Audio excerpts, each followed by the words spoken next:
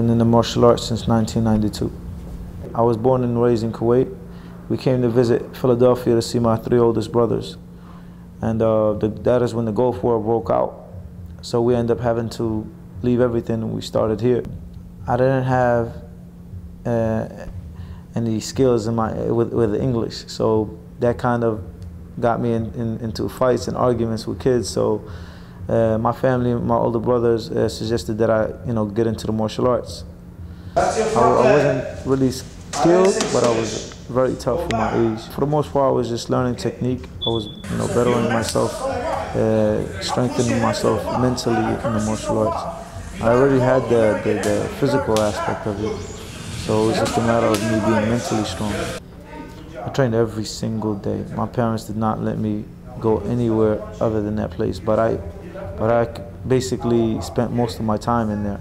Once I left school at 2:30, I got home, ate, went right to the martial arts school, and I stayed there, took all the classes, and 8, 9 o'clock, go home, eat, do homework, whatever I had to do for school, go right to sleep. 2, don't look at me, focus, don't look at me.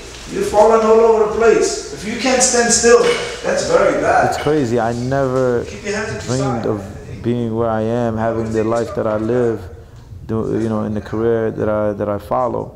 Discipline was my most important, objective as a child. That's all I remember. I never thought about being a fighter and having a school and doing what I'm doing now, being a teacher. It was just a matter of me gaining an art and discipline. Grab his neck, bring it down, knee. Bring it down, knee. Good. Let's see if you know how to do it by yourself. The mental and physical things that I go through is on a whole nother level. It's not even normal. I would have to say, to make a long story short, is that I abuse my body. Between the fight weight, the weight that you have to be when it's time for the official weigh-in before the fight, the difference between that and the walking weight is about 10 to 20 pounds, depending on certain fighters. So that's average.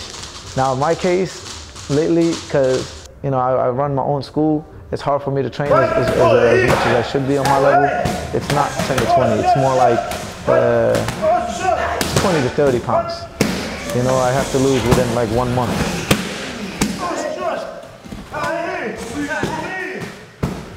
So it's not good what we do, but we do it because we love it, and that's what makes us go through it. And that's in anything in life. When people doing what they love, they go through the abuse because they love it, and this is what they want, and this is what I want.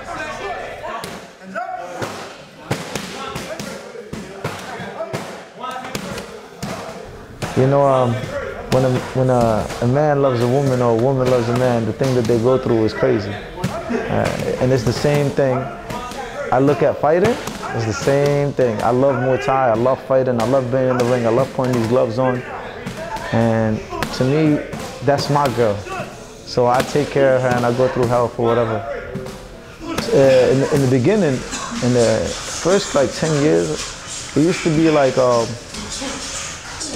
different, between when I have a fight versus when I don't have a fight. Now though, however, I just got stuck in that fight mode the whole time. So I'm constantly thinking like a fighter, like I got a fight coming up next week.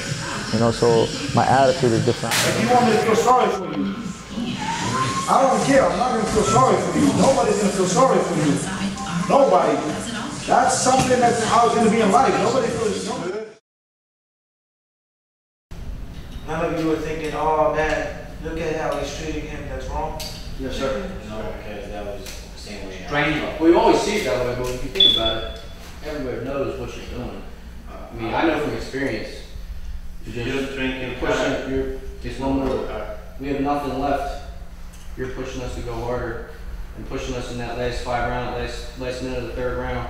When you got nothing left, I'm going to hear your voice in the room. I'm going to hear Ron screaming, "You're going to you got nothing, you got nothing." That's keep you going that last minute.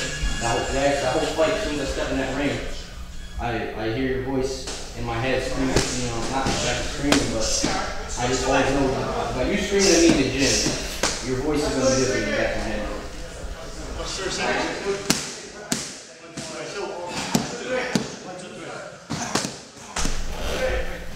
You're gonna get pushed in life. I'm sure already you guys been let down, been cursed at, been yelled at, been mistreated. But that's when you show your hearts.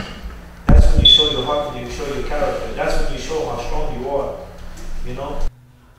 Heart is not shown when you're winning the fight.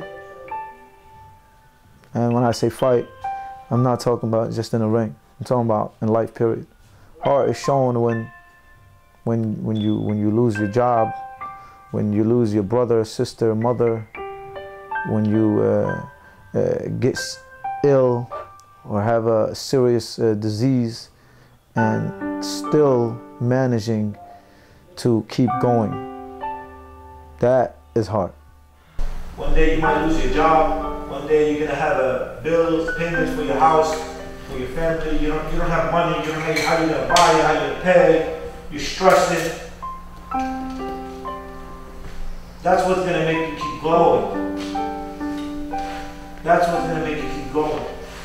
You know, when people talk about retirement, I say the day that I stop fighting is when I'm dead. I'm always gonna be a fighter. I'm a fighter in life.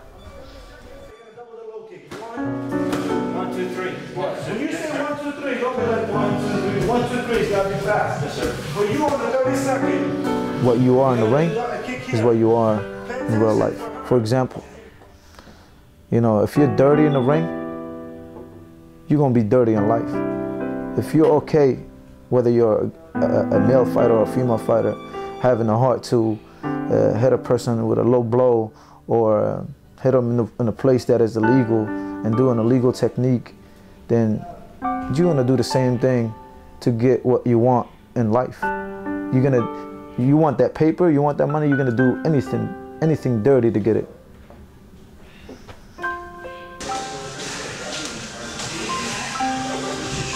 No, up until last year, I was a school teacher, and then I ran my own business, running this gym, and in that sense that I'm teaching the classes, and then on top of teaching the classes, I was training fighters, because those are two different things. And then somewhere, somehow, I had to find ways to train myself as a professional fighter on this world-class level. You know, you might here and there find the people that do teach, you know, and still fight, but they're not doing it like this. And if they are, they're not doing it this good.